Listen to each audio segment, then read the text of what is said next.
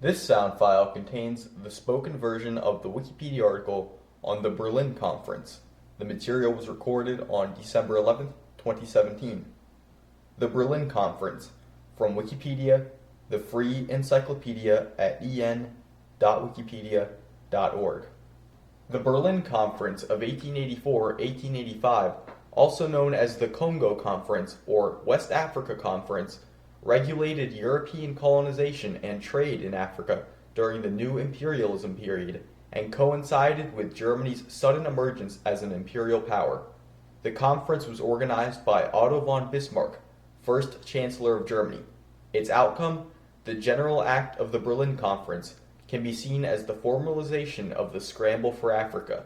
The conference ushered in a period of heightened colonial activity by European powers, which eliminated or overrode most existing forms of African autonomy and self-governance. Section 1. Early History of the Berlin Conference. Before the conference, European diplomacy treated African indigenous people in the same manner as the New World natives, forming trading relationships with the indigenous chiefs. By the mid-19th century, Europeans considered Africa to be disputed territory ripe for exploration, trade, and settlement by their colonists. With the exception of trading posts along the coasts, the continent was essentially ignored. In 1876, King Leopold II of Belgium, who had previously founded the International African Society in 1876, invited Henry Morton Stanley to join him in researching and civilizing the continent. In 1878, the International Congo Society was also formed, with more economic goals, but still closely related to the former society. Leopold secretly bought off the foreign investors in the Congo Society, which was turned to imperialistic goals, with the African Society serving primarily as a philanthropic front. From 1878 to 1885, Stanley returned to the Congo, not as a reporter, but as an envoy from Leopold, with the secret mission to organize what would become known as the Congo Free State. French intelligence had discovered Leopold's plans, and France quickly engaged in its own colonial exploration. French naval officer Pierre de Brazza was dispatched to Central Africa, traveled into the western Congo basin, and raised the French flag over the newly founded Brazzaville in 1881 in what is currently the Republic of Congo. Finally, Portugal, which already had a long but essentially abandoned colonial empire in the area through the mostly defunct proxy state Congo Empire, also claimed the area. Its claims were based on old treaties with Spain and the Roman Catholic Church. It quickly made a treaty on February 26, 1884, with its former ally, the United Kingdom of Great Britain and Ireland, to block off the Congo Society's access to the Atlantic. By the early 1880s, due to many factors including diplomatic maneuvers, subsequent colonial exploration, and recognition of Africa's abundance of valuable resources such as gold, timber, land, and markets, European interest in the continent had increased dramatically. Stanley's charting of the Congo River basin removed the last terra incognita from European maps of the continent, and delineating the areas of British, Portuguese, French, and Belgian control. The powers raced to push these rough boundaries to their furthest limits and eliminate any potential local minor powers which might prove troublesome to European competitive diplomacy. France moved to take over Tunisia, one of the last of the Barbary pirate states, under the pretext of another piracy incident. French claims by Pierre de Brazza were quickly solidified, with French taking control of today's Republic of the Congo in 1881 and Guinea in 1884. Italy became a part of the Triple Alliance, upsetting Bismarck's carefully laid plans with the state and forcing Germany to become involved in Africa. In 1882, realizing the geopolitical extent of Portuguese control on the coasts, but seeing penetration by France eastward across Central Africa toward Ethiopia, the Nile, and the Suez Canal, Britain saw its vital trade route through Egypt and its Indian Empire threatened. Under the pretext of the collapsed Egyptian financing and a subsequent riot in which hundreds of Europeans and British subjects were murdered or injured, the United Kingdom intervened in nominally Ottoman Egypt. Through it, the UK also ruled over the Sudan and what would later become British Somaliland. Section 2. Conference. Owing to the European race for colonies, Germany started launching expeditions of its own, which frightened both British and French statesmen. Hoping to quickly soothe this brewing conflict, King Leopold II convinced France and Germany that common trade in Africa was in the best interests of all three countries. Under support from the British and the initiative of Portugal, Otto von Bismarck, German Chancellor, called on representatives of 13 nations in Europe, as well as the United States, to take part in the Berlin Conference in 1884 to work out joint policy on the African continent. The conference was opened on November 15, 1884, and continued till its closure on February 26, 1885. Whilst the number of plenipotentiaries varied per nation, the following 14 countries did send representatives to attend the Berlin Conference and sign the subsequent Berlin Act: Austria-Hungary, Belgium, Denmark, France, German Empire, Italy, Netherlands, Ottoman Empire, Portugal, Russian Empire, Spain, Sweden, Norway, United Kingdom, United States, though the United States reserved the right to decline or to accept the conclusions of the conference. The conference was convened on Saturday, November 15, 1884, at Bismarck's official residence on Wilhelmstrasse, site of the Congress of Berlin 6 years earlier. Bismarck accepted the chairmanship. The British representative was Sir Edward Mallet, ambassador to the German Empire. Henry Morton Stanley attended as a U.S. delegate. Section 3. General Act. The General Act fixed the following points. To gain public acceptance, the conference resolved to end slavery by African and Islamic powers. Thus, an international prohibition of the slave trade throughout their respective spheres was signed by the European members.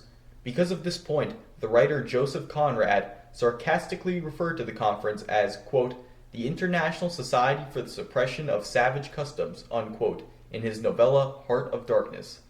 The Congo Free State was confirmed as the private property of the Congo Society, which supported Leopold's promises to keep the country open to all European investment. The territory of today's Democratic Republic of the Congo, some 2 million square kilometers, was confirmed by the European powers as essentially the property of Leopold II. The 14 signatory powers would have free trade throughout the Congo Basin, as well as Lake Malawi, and east of this in an area south of 5 degrees north. The Niger and Congo rivers were made free for ship traffic. A principle of effectivity, based on, quote, effective occupation, unquote, see below, was introduced to stop powers setting up colonies in name only. Any fresh act of taking possession of any portion of the African coast would have to be notified by the power taking possession, or assuming a protectorate, to the other signatory powers. Definitions of regions in which each European power had an exclusive right to, quote, pursue, unquote, the legal ownership of land, legal in the eyes of the other European powers. The first reference in an international act to the obligations attaching to, quote, spheres of influence, unquote, is contained in the Berlin Act. Principle of effective occupation. The principle of effective occupation stated that powers could acquire rights over colonial lands only if they possessed them or had, quote, effective occupation, unquote. In other words, if they had treaties with local leaders, if they flew their flag there, and if they established an administration in the territory to govern it with a police force to keep order. The colonial power could also make use of the colony economically. This principle became important not only as a basis for the European powers to acquire territorial sovereignty in Africa, but also for determining the limits of their respective overseas possessions, as effective occupation served in some instances as a criterion for settling disputes over the boundaries between colonies.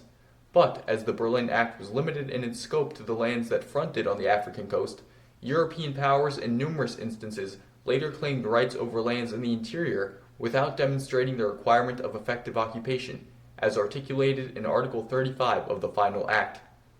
At the Berlin Conference of 1885, the scope of the principle of effective occupation was heavily contested between Germany and France.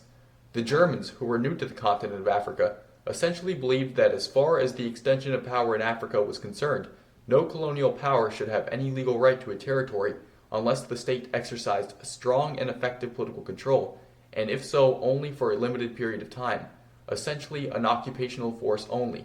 However, Britain's view was that Germany was a latecomer to the continent and was assumptively unlikely to gain any new possessions apart from already occupied territories, which were swiftly proving to be more valuable than British-occupied territories. Given that logic, it was generally assumed by Britain and France that Germany had an interest in embarrassing the other European powers on the continent and forcing them to give up their possessions if they could not muster a strong political presence. On the other side, the United Kingdom had large territorial, quote, possessions, unquote, on the continent and wanted to keep them while minimizing its responsibilities and administrative costs. In the end, the British view prevailed. The disinclination to rule what the Europeans had, quote, conquered, unquote, is apparent throughout the protocols of the Berlin Conference, but especially in, quote, the principle of effective occupation, unquote. In line with Germany and Britain's opposing views, the powers finally agreed that this could be established by a European power, establishing some kind of base on the coast, from which it was free to expand into the interior. The Europeans did not believe that the rules of occupation demanded European hegemony on the ground. The Belgians originally wanted to include that, quote, effective occupation, unquote, required provisions that, quote, cause peace to be administered, unquote, but other powers, specifically Britain and France, had that amendment struck out of the final document. This principle, along with others that were written at the conference, allowed the Europeans to, quote, conquer, unquote, Africa, while doing as little as possible to administer or control it. The principle of effective occupation did not apply so much to the hinterlands of Africa at the time of the conference. This gave rise to, quote, hinterland theory, unquote, which basically gave any colonial power with coastal territory the right to claim political influence over an indefinite amount of inland territory. Since Africa was irregularly shaped, this theory caused problems and was later rejected. Section 4. Agenda.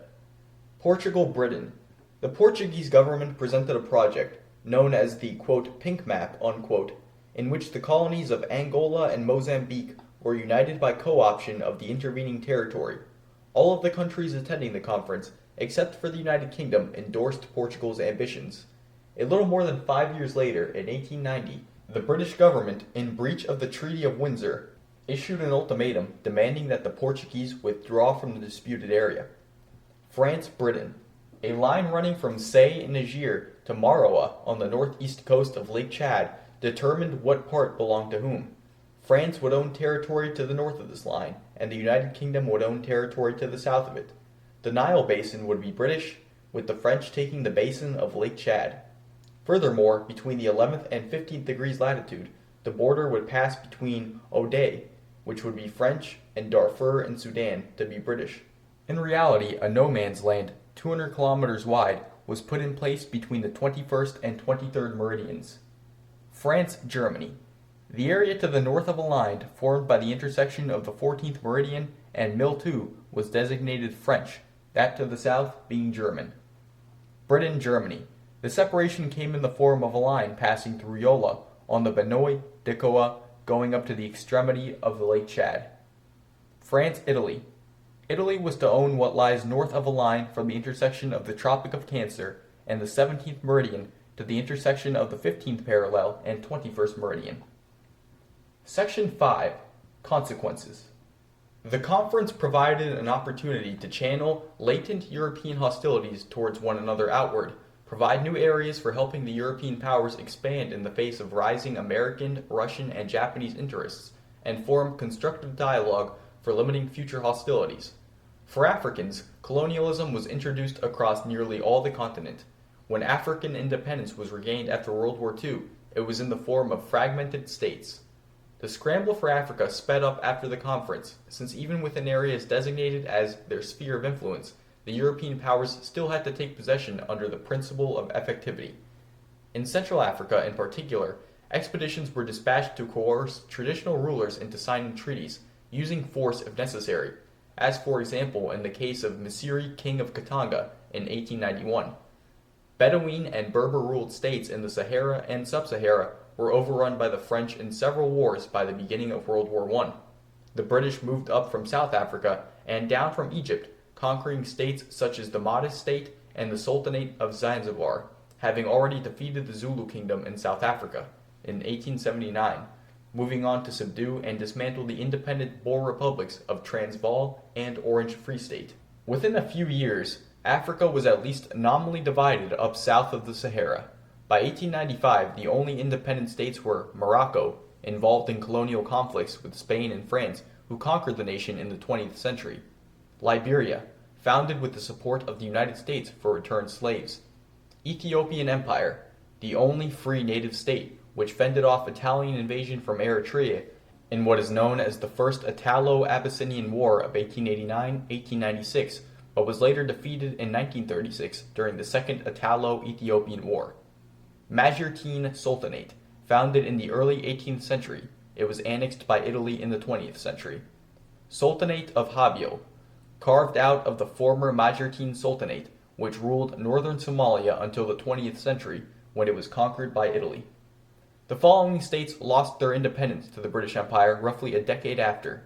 Orange Free State, a Boer republic founded by Dutch settlers. South African Republic, Transvaal, also a Boer republic.